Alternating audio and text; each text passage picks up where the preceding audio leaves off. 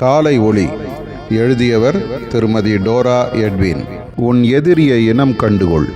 சரியான கூழாங்கல்லினால் சரியான இடத்தில் தாக்கி அந்த கோலியாத்தை வீழ்த்தின சின்ன தாவீதையும் அவன் விசுவாசத்தையும் கவனி.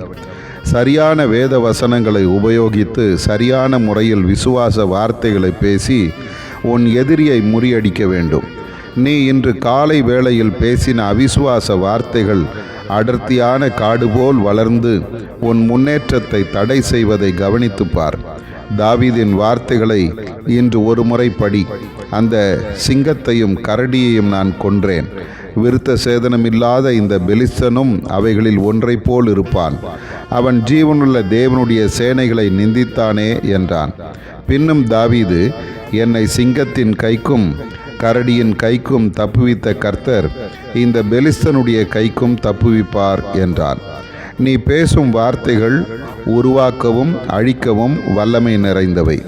கடந்த வருடங்களில் நடந்த நாட்களில் உன் வாழ்க்கையில் நீ என்னிடத்தில் பெற்றுக்கொண்ட பெரிதும் சிறிதுமான நன்மைகளை மறந்து போனாய். கர்த்தர் பட்டயத்தினாலும் ஈட்டியினாலும் ரட்சிக்கிறவர் அல்ல. யுத்தம் கர்த்தருடையது அல்லவா? நானே கர்த்தர் என்பதை உன்னோடு இருக்கிற யாவரும் அறிந்து கொள்ளும்படி உன்னை வெற்றியின் பாதையில் நடத்துவேன். உன் தலையை உயர்த்துவேன். விசுவாச வார்த்தைகளை பேசு. ஆதார வசனம், இஸ்ரவேலின் தேவன் ஒருவர் உண்டு என்று பூலோகத்தார் எல்லாரும் அறிந்து கொள்வார்கள். 1 சாமுவேல் 17:46.